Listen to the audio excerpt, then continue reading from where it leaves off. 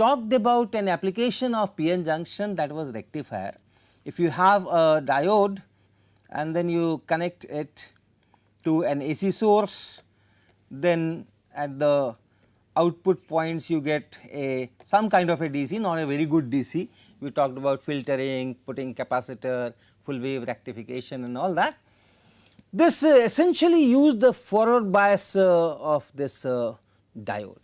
And there are many more applications of PN junction, and for that specialized PN junctions are made for those particular applications, and some of them use the reverse bias itself.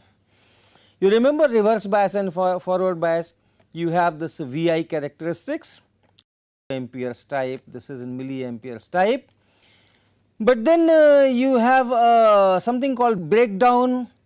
We talked about this breakdown. So, if the reverse bias voltage is high, then you suddenly see that lot of current is going in that reverse bias direction. I also talked about the mechanism of that. If you have this PN junction, and in this PN junction you have this depletion region, and then in the depletion region you have electric field. If this is P side, if this is N side, the electric field is from right to left, electric field, and then you connect it to this reverse bias. So, battery negative is connected to the P side and this battery positive is connected to the N side. The minority carriers which make drift current, which make this reverse bias current, they, for example, in P side this electron is my minority carrier. So, this electron goes from this side to that side because the electric field helps it, electric field is from right to left, it helps. So, minority carriers drift because of this electric field. During this drift, during the period they are going through this electric field region, the speed increases, and if speed increases, then it is possible, if the reverse bias voltage applied is high enough, depletion region is wide enough, it is possible that speed increases so much that when it collides with a valence electron, it just knocks it out. So, these electrons, when they are going in this depletion region, they collide with valence electron, the bonded electrons, and if the speed is high, it is possible that the bonds are broken. And if that happens, you have more number of electron hole pairs, because valence electron, when this bond is broken, that goes to conduction band, and you have larger number of charge carriers, and therefore, you have more electrons, more holes there, the electric field is there, it takes these electrons in towards this N side and the holes towards P side, and these electrons may also get lot of energy, they also can collide with the valence electrons, and this process can go on. That is the one reason of this kind of breakdown. Now, this mechanism, which is there for all moderately doped semiconductors, PN junctions, is known as avalanche breakdown.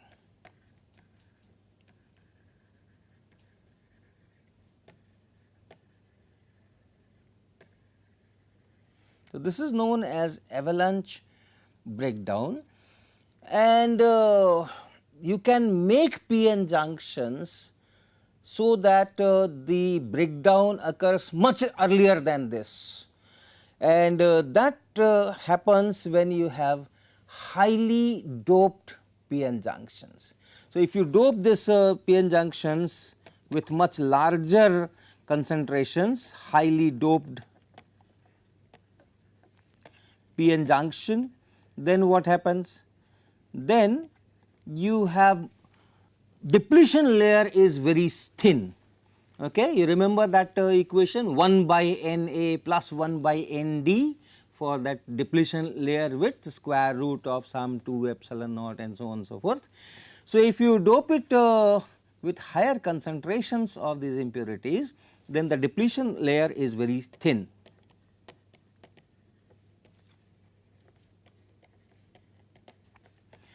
Say of the order of micrometers, and if the depletion region is thin and you apply a reverse bias voltage, the electric field can be very high. So, E field is high,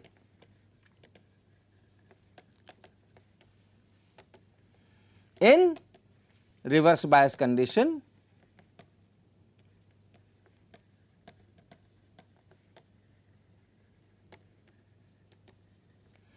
So, thin layer, very thin layer, depletion layer and large electric field, that gives rise to a new phenomena in which the valence bonds are broken under this electric field itself, no impact, no collision, but these electrons go to the conduction band.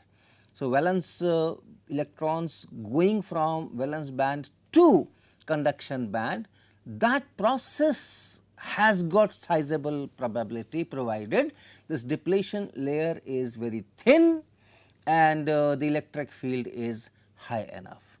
Now, this new mechanism is known as Zener breakdown.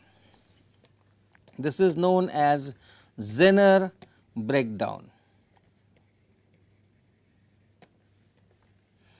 Zener is a name of some an American scientist, American physicist, who studied these breakdown phenomena in insulators, and then those theories, those studies were extended to semiconductors, PN junctions and this and that.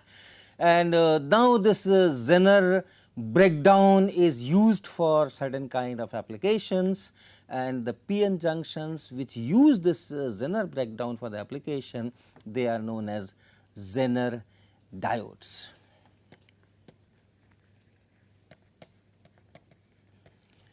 The Zener diodes have slightly different symbol. So, normally we show this triangle, so that is all right, but after that you have another symbol on that, and that is you put two lines like this. So, this shows Zener diode, and the characteristic is same, looks similar Vi.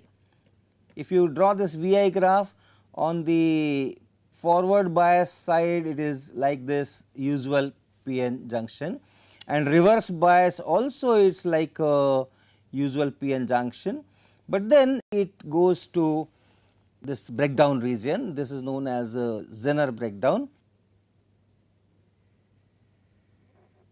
Okay. So, this voltage here is the Zener breakdown voltage, and it is sharply defined. This Vz is sharply defined. In avalanche breakdown you still have some width in this region, but here it is almost very sharply defined, and the current increases almost without increasing the voltage almost. So, that is the kind of characteristic.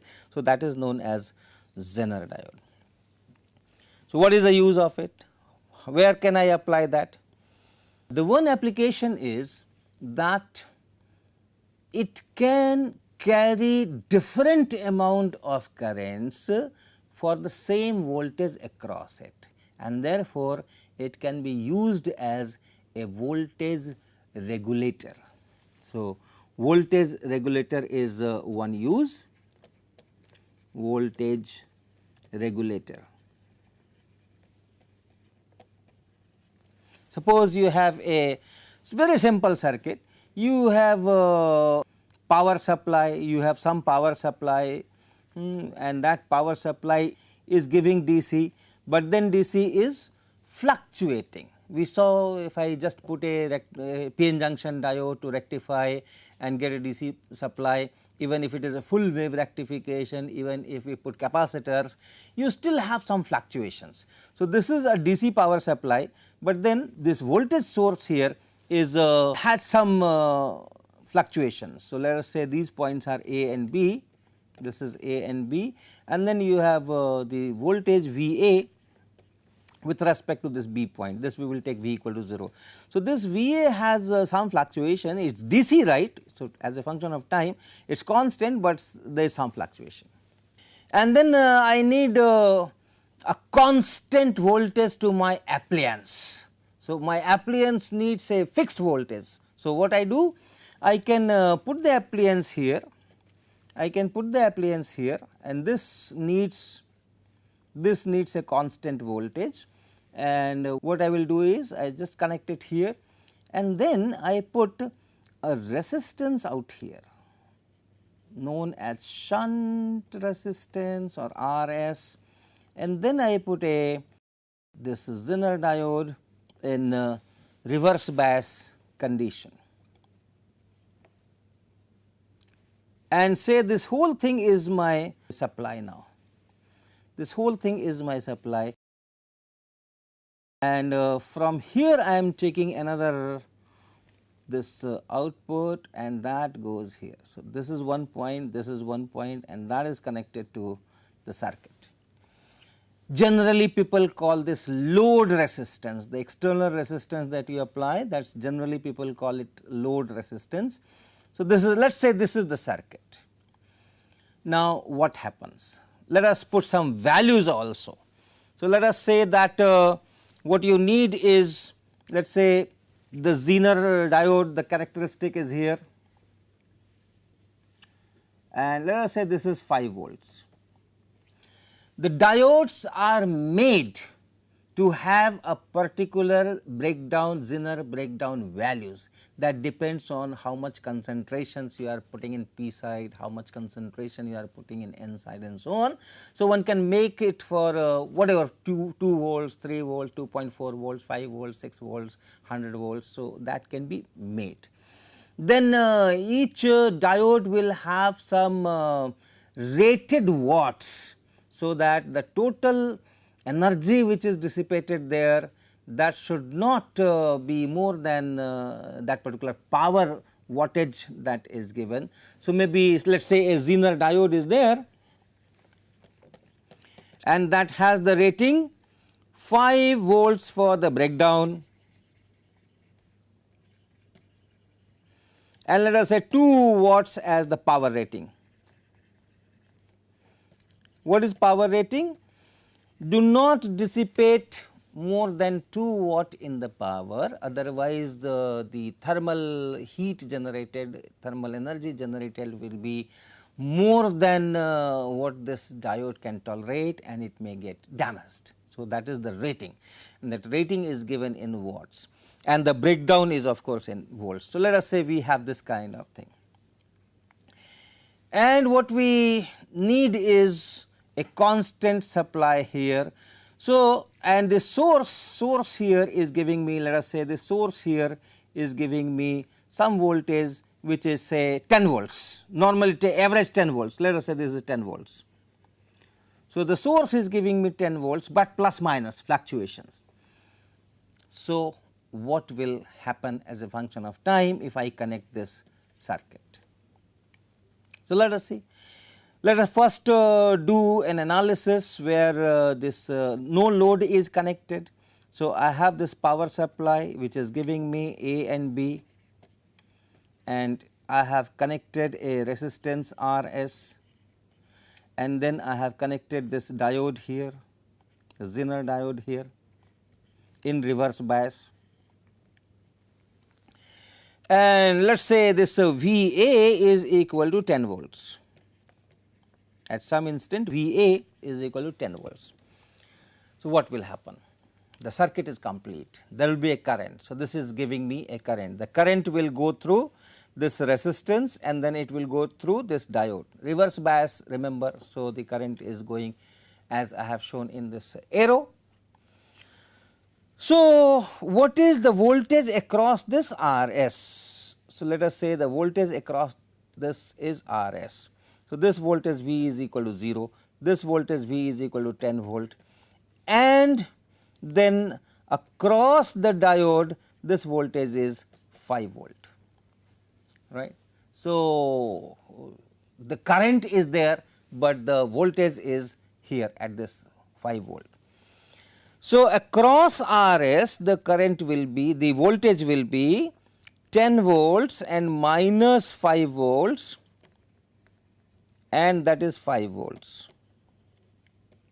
So, you can see what is the current.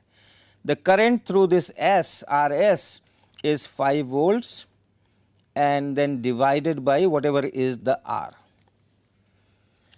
So, if I say that my current should not exceed this much, 2 watt is the power rating, let us say 2 watt is the power rating. So, how much should be the maximum current? How much can be the maximum current? Let us calculate that. So, if power is 2 watts and if the voltage is 5 volt, I am talking of voltage across the Zener diode, this is all for Zener diode. I can calculate current from here. P is equal to VI, P is equal to VI, I is equal to P by V, that is 2 watt and divided by 5 volt, which is how much, 0.4 amperes or 400 milliamperes. So, the current through the Zener at this time is 400 milliampere. So, one has to choose the value of RS so that the current does not exceed this 400 milliampere. What should be the minimum resistance that I should put there, right? Minimum resistance. Which resistance? RS. So that the current in the diode does not exceed 400 milliampere. So, what is that RS? How do I get that? Very simple. The voltage across RS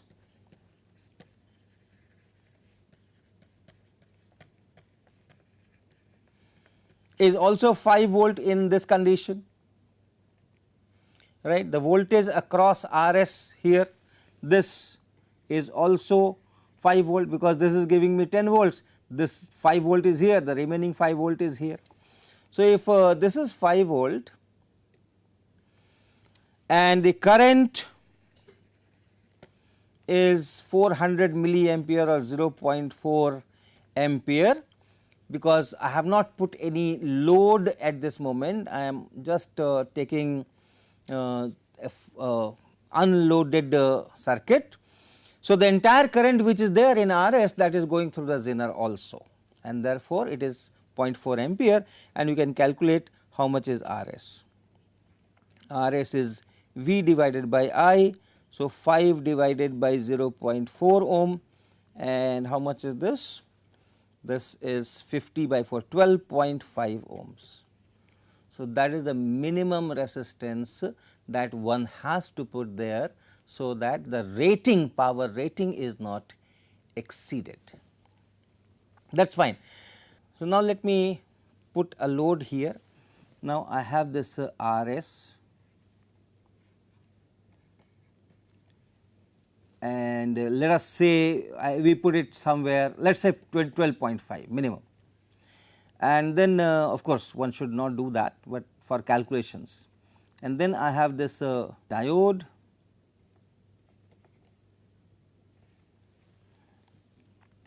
and then across this diode I am putting another resistance, load resistance, let us say I put 1 kilo ohm.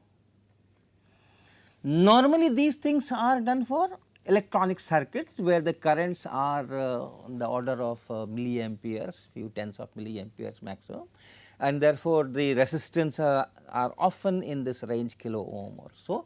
So, let us say 1 kilo ohm, and let us say here it is 10 volts. From this side it is coming at this moment, let us say 10 volt, and this is of course 5 volt.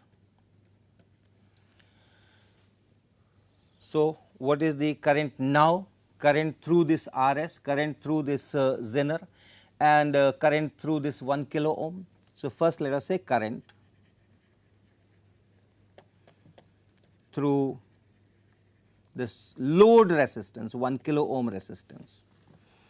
So, here what is the voltage? What is the voltage here? This voltage is same as this voltage, and this voltage is 5 volt. So, here the voltage is 5 volts, and the resistance is 1 kilo ohm. So, what is the current? Current in load, that is going to be V by R. So, it is 5 milliampere. So, the current here is 5 milliampere. What is the current here? What is the current here? Current in RS.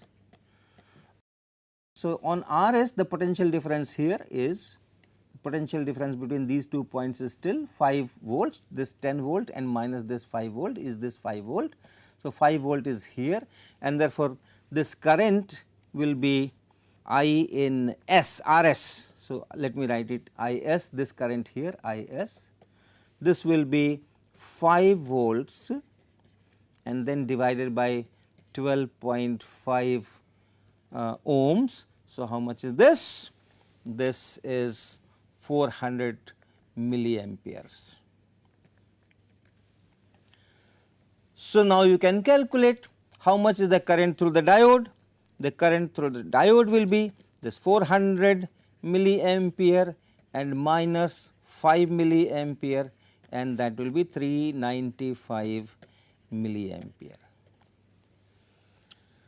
So, when the load was not there, the current through the Zener was 400 milliampere. When the load is there, the current is 395 milliampere. So, the current has changed, but the voltage across the Zener diode remains 5 volt, and that is also the voltage across the load resistance. So, that is how the things go. Now, as you have a upper limit on the current in Zener, you also have a lower limit on the current in Zener. Why lower limit? Because in this reverse bias breakdown condition, whatever, you need a certain current here. So, you should not operate in say this region, where it is still not very constant voltage, the voltage is still increasing, decreasing with current. But if you are somewhere here at this current here in this region, here the voltage is almost fixed, and therefore, there is a minimum current also, so that you are in that safe vertical region in the this characteristics, this IV characteristics. You can similarly calculate the value of resistance.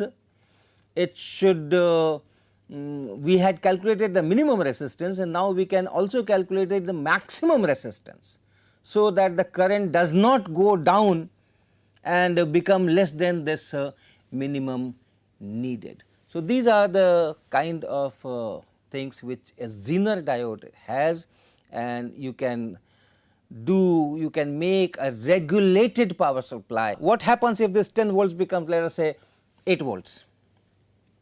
What happens to this calculation if this 10 volts becomes 8 volts? So, not a difficult task, you can always do the analysis, and let us say this is 8 volts. So, you have this supply, and the supply is, suppose at certain instant the voltage dropped from 10 volts to 8 volts, what happens? So, this is it, and then what we have is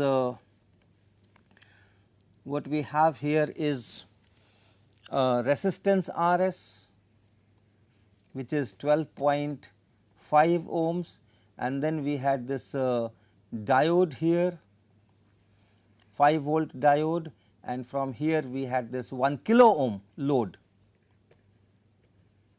So, if this drops to 8 volt, what happens? The potential here remains 5 volts, potential here remains 5 volt.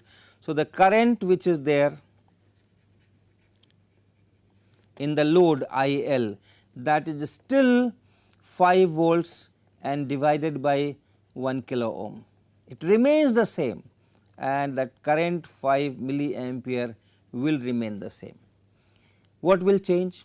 The potential across this RS, this potential across this resistance, and this will now drop from 5 volts to 3 volts. This total is 8 volts, this is 5 volts, and therefore, the voltage across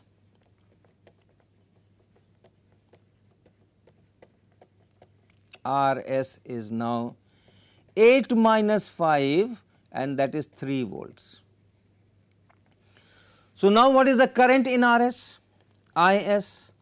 IS is equal to voltage divided by resistance. Voltage is 3 volts and resistance is 12.5 ohms. So, how much is this? This is 6 by 25, 24 by 100, 0.24 ampere or 240 milliampere. See how the current has changed. And so, what is the current through this diode, Zener diode? That will be 240 milliamperes are going here, 5 milliampere is going here, the rest is going here. So, ID will be 235 milliampere. So, with voltage fluctuations, current in diode will fluctuate, current in RS will fluctuate, but the voltage will still remain 5 volt, whether it is 10 volt input or whether it is 8 volt input or it is 9 volt or 9.2 volt or 9.8 volt or 10.2 volts. The output of this, which is fed to the load resistance, remains 5 volts. So, that is the meaning of regulated power supply. But remember, this source voltage should be more than the breakdown voltage. If the supply voltage drops to 4 volts, then this will not work. You have to be in that reverse bias Zener breakdown region, that minimum, that whatever milliampere current is there, you should be in that region, and therefore, the source voltage should be greater than, larger than the Zener breakdown voltage. So, this is a condition. So, if it is 5 volts breakdown, then that must remain above 5 volts. It could be 7, it could be 6.8, it could 7.5, it could 10, it could 9, that can fluctuate, but as long as it is more than this Zener breakdown voltage, this regulated supply will not be disturbed. The next application, next special purpose diode I will be talking is called photodiode.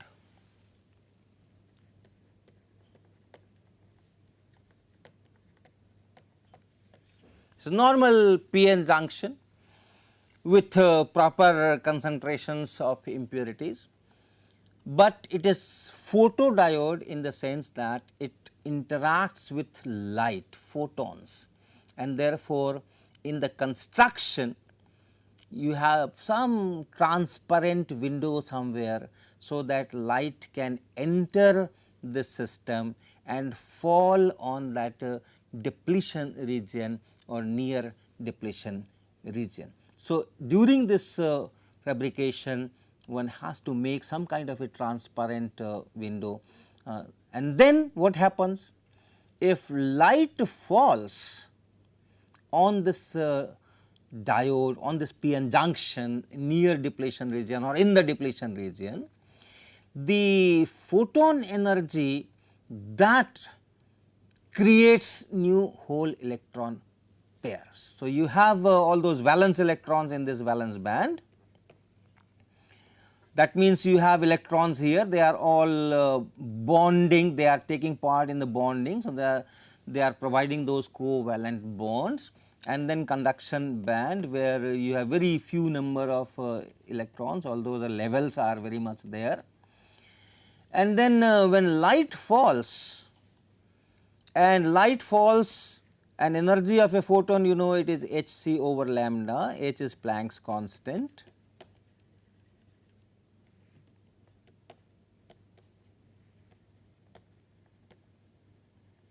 C is the speed of light,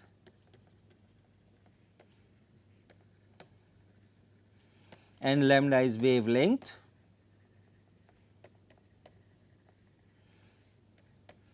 H into C turns out to be 1240 eV/nm.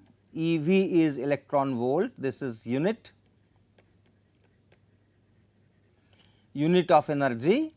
So, eV and nanometer. So, H into C turns out to be this. You can easily calculate how much will be the photon energy if you know the wavelength. For example, if wavelength is, let us say, 400 nanometers, then the energy of the photon will be 1240 eV/nm, and then 400 nm, and that will be 3.1 eV. 3.1 eV.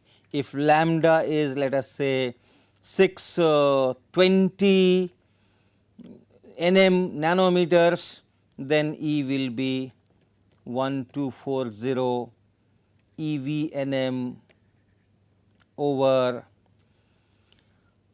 620 nanometer 2 eV, and so on. So, for visible region, when we say that lambda goes from say roughly 400 to 700 nanometers, correspondingly you can see that energy goes from, let us say, some 1.8 eV to some 3.2 eV or so, like that. So, this is the range for visible region, and band gap is less than that. Silicon, it is 1.12 electron volts. So, if light falls, photon energy is enough to take this electron from let us say here to here, because this is the band gap Eg, and if photon energy hc by lambda, if this is more than Eg, then when it falls, it is very much possible that a valence electron takes up that energy, the bond is broken, and the electron becomes free, a hole is created.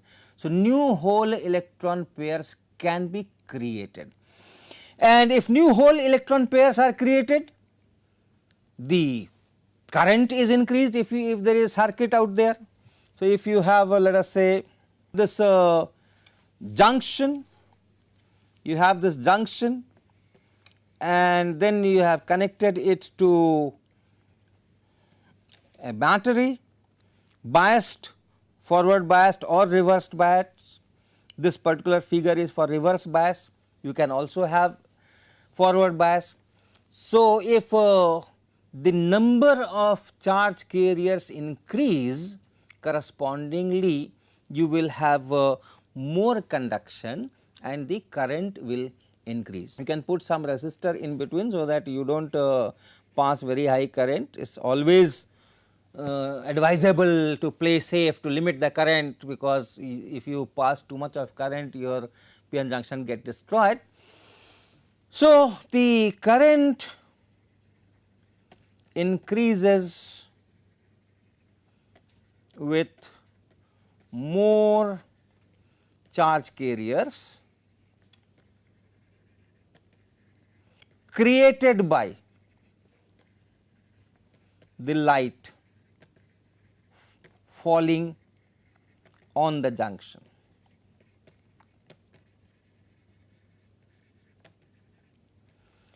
Now, if you do a forward biasing and then shine light on that, already there is a lot of current, because this is because of the majority carrier. In forward bias the current is because of the majority carrier and they are in majority. So, if a little bit increase is there, that will be difficult to see.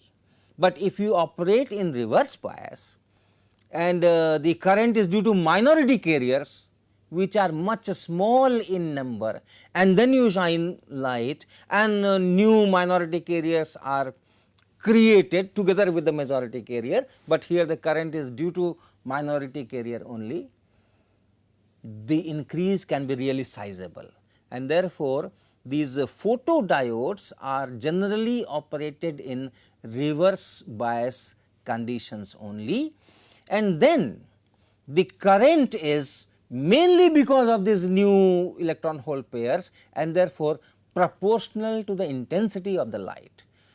Okay.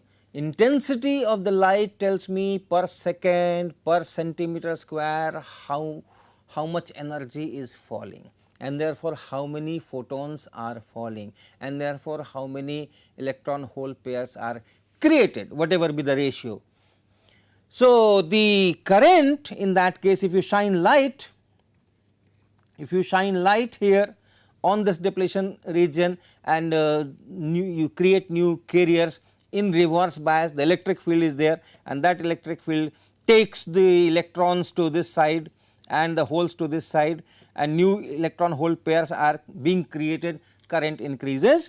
So, this increase in current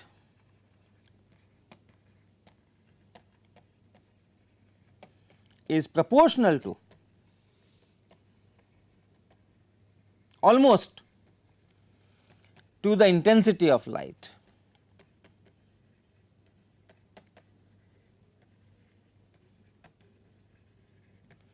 And this is how this photodiode can be used as a photo detector to detect whether there is a light and to detect how much light is there, to measure the intensity of light.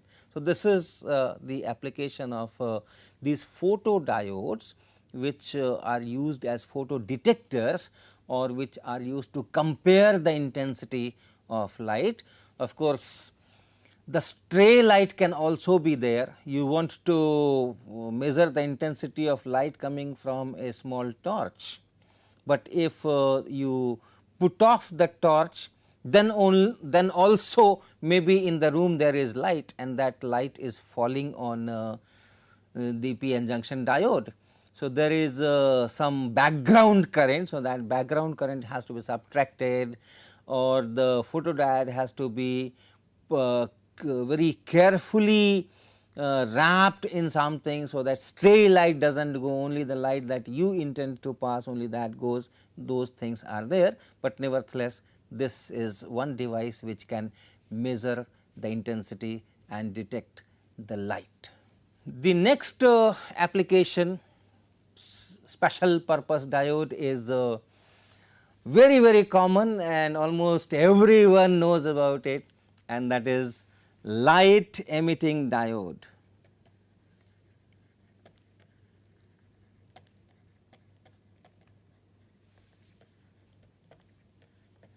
Popularly known as LED. All those filament bulbs are now being replaced, all those CFLs, tube lights, most of them are being replaced. People are using LED lamps and LED bulbs and all those LEDs. Of course, LEDs were in use for quite some time. We had all those LED small indicators on different appliances, but in very recent years, for say a year or so or 2 years, this LED has come with a great surge. So, what is this light emitting diode? This is also diode. It is, the process is just reverse of this what we did photodiode. You have a p-n junction, and in the p-n junction all the time you have a generation of new whole electron pairs and recombinations of those whole electron pairs. So, that recombination is the key for this LED. So, recombination of recombination of electron hole pair.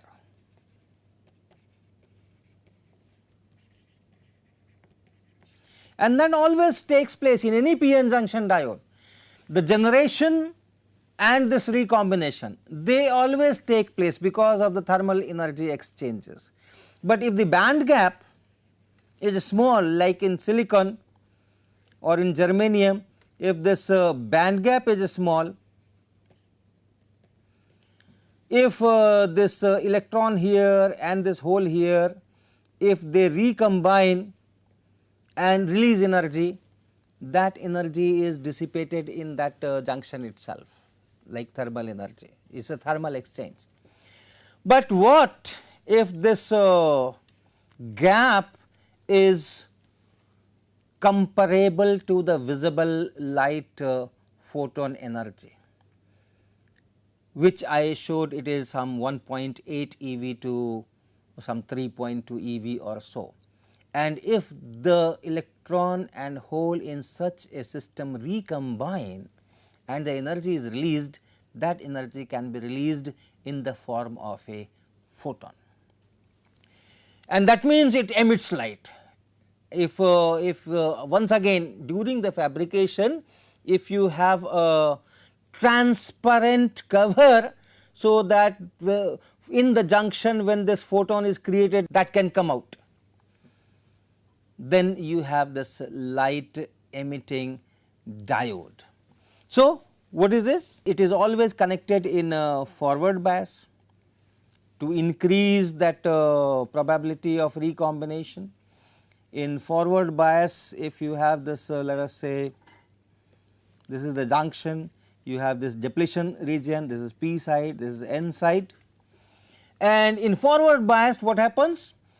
The diffusion current increases. Diffusion current increases means the majority carriers, they flow in great numbers. So, the holes go from this side to that side and the electrons go from this side to that side. And when holes go from this side to that side, the holes reach here, these positions, here they are minority carriers, and there are a lot of electrons. In this side there are a lot of electrons.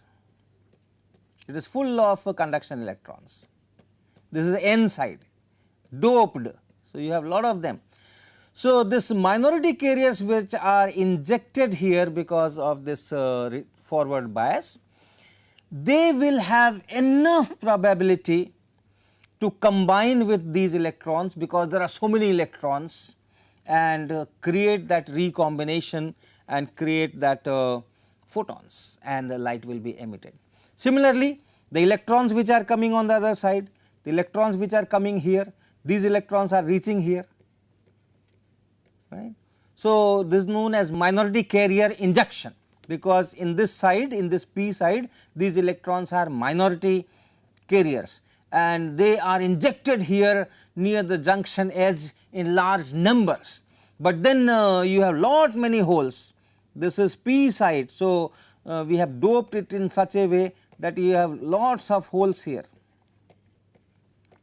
and therefore, these electrons which reach here will have a good probability of combining with some hole and create that photon. So, the light emitting diodes are operated in forward biased region. The basic thing is this gap should be, this Eg, this gap should be in the visible range.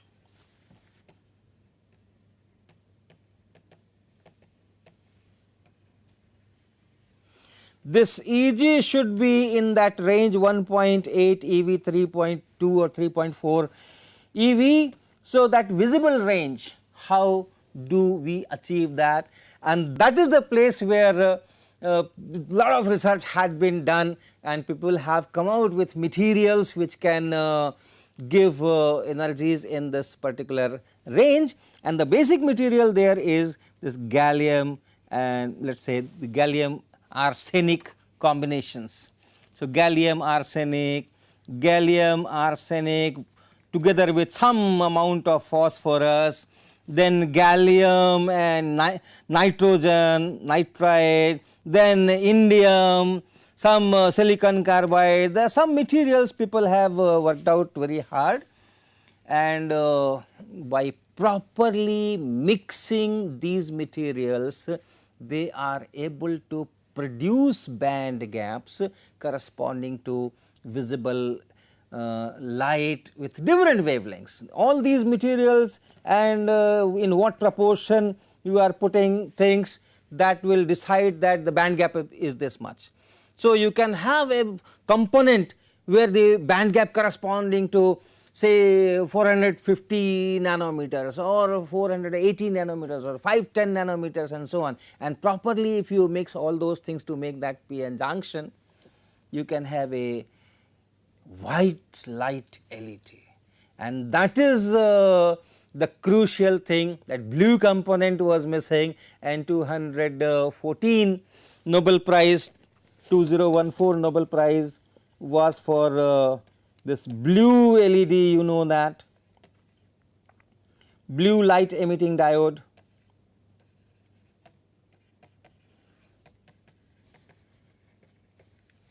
And after that white LED production became popular, and that is how we are in this era where everything is being all these our traditional sources are being replaced by these LEDs because of several advantages, the much lower power consumption and no warm up time, so no loss of heat there, no loss of energy there, and almost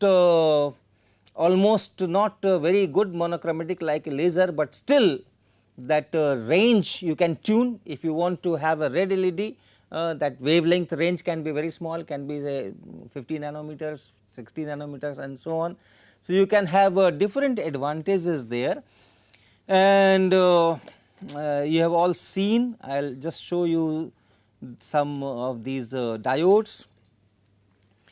This is a normal diode which is used for rectification or so. You can see it is a black thing in between, opaque from all sides, and then these two metallic contacts are there. So, this is our normal diode, no light coming out or no light going in, the band gap is much less than the photon energy. So, this is our usual normal p-n junction. Then we have this photodiode. This is photodiode. In this photodiode, you see there is some transparent thing here. Okay, you have some pinkish thing, but then you can probably see a transparent window, so that light falls from outside, and then this junction can create current because of that and can measure this light intensity. Then you have this LED, the basic one single LED, not LED lamp. So, here this whole thing is a transparent cylindrical cap, and the top of that is like a hemisphere. So, this design of cylindrical transparent thing and top being hemispherical, that also has a significance. It concentrates light like a lens and then sends in proper direction through this top, and so these are the kinds of LEDs. We will be talking one more special purpose p-n junction diode, and that is solar cell. So, the last example of special purpose p-n junction diode will be our solar panel. This is also a very familiar object. You must have seen it at so many places on the building roofs and all those things. So, this solar panel is made of solar cells. It is a combination of different solar cells, and what a solar cell is, it is essentially a p-n junction. So, solar cell, this is a p-n junction. The structure is slightly different to suit this particular application. You have let us say you have this p type of silicon. Most of the these solar panels and cells are made from silicon, and on top of that a very thin layer of N type is deposited. So, this is N type and this is P type. So, you have this junction here, you have this junction here, and then the idea is to let light fall on it and create a voltage. So, the metal contacts are done in a special fashion. The back side is fine, that is full contact. On front side the contact is in the form of grids, a metal grid. So, this is that cross sectional view. If I take this cross section, it will be something like this, and then the grids are like these lines, and then they are connected here, and in between this is space, in between the space, this is space here, this is space here, light falls from this on this N, this is all N type, this is all N type. So, light falls in this area. The grid slightly obstructs, so that should not be large, and then light falls on this junction. And as it was in photodiode, this light energy h nu, if this is greater than E g, then you have a chance of what you call E h pair generation. So, electron hole pairs are generated. Light should reach this depletion region. When you are letting the light fall, it should reach this depletion region p-n junction here. So, that these EH pair electron hole pairs which are generated are swept away by the electric field. Which electric field?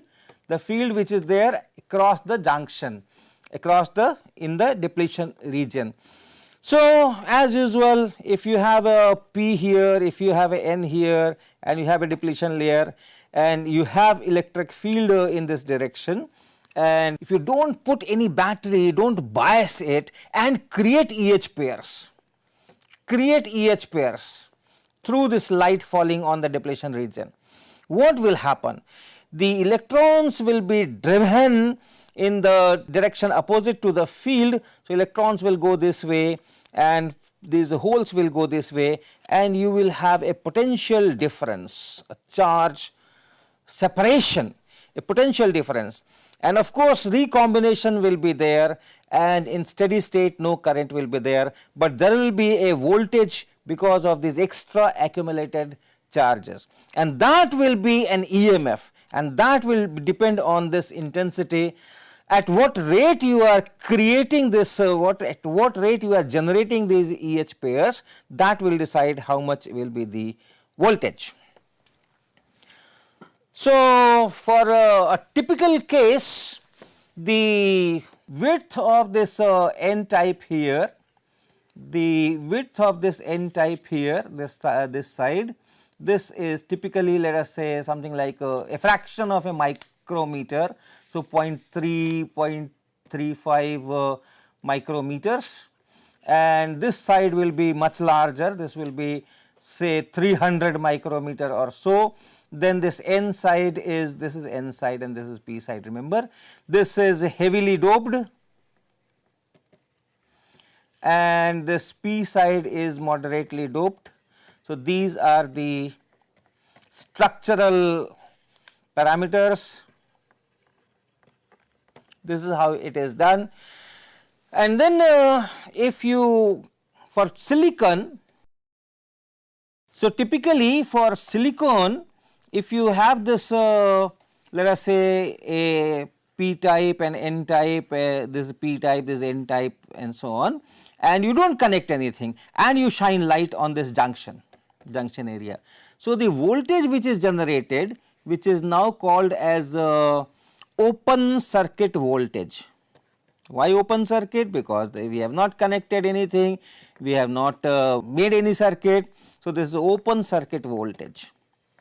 This voltage which appears between this side and this side, light is falling, remember, light is falling, and then the voltage which is appearing here, which is a result of recombination, new generations and all those things, some accumulation is there. So, that is typically let us say 0.06 volt or so.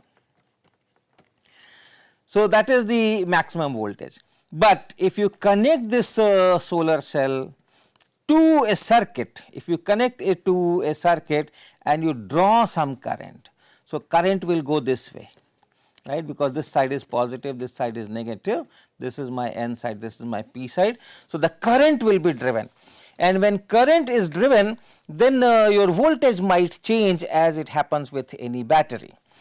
And if you short circuit it, if this R is very small, is 0, you just connect it, then what the current that is given, maximum current, that maximum current which is hardly in milliampere range, okay, so very small current. So, that is known as short circuit current. That is known as short circuit current. So, in general you have some resistance here, and therefore, the voltage also changes little bit, and you can ask what is this IV characteristic. And if you draw that, if you put here say voltage here and current here, and the current which I am talking of is now current given by the cell, What does that mean? If you have this PN junction here and this side is P, this side is N, the current given by this cell, that is the current I that we are plotting here, and then the voltage across this junction, voltage across this cell, that is V. So, this VI characteristic we are plotting. And that is if you have a good solar cell, then this it slowly varies, but then later it goes very sharply, and this becomes your open circuit voltage. So, this part is your open circuit voltage, this one where the current is 0. Okay. So, this is your open circuit.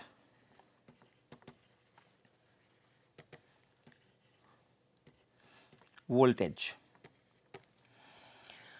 And if you plot the current through the cell, it will be just reversed. Generally, when we did our PN junction, VI characteristics and all those, what we plotted in this VI characteristics was current through the junction. So, if you do that, then this should be plotted in the I will be negative, the direction will be different, and then you will plot it like if this is V, this is I, this plot should go like this. This plot should go like this in 4th quadrant. So, that is how this characteristic will look like. Now, a common solar panel that I showed here, this kind of panel. So, this will have large number of solar cells connected in series and in parallel, because each solar cell gives a very tiny current and a very small voltage. So, by proper combination of cells, these kind of panels are made. So, that is about PN junction, and in the next lecture we will go for a new topic which is called transistors.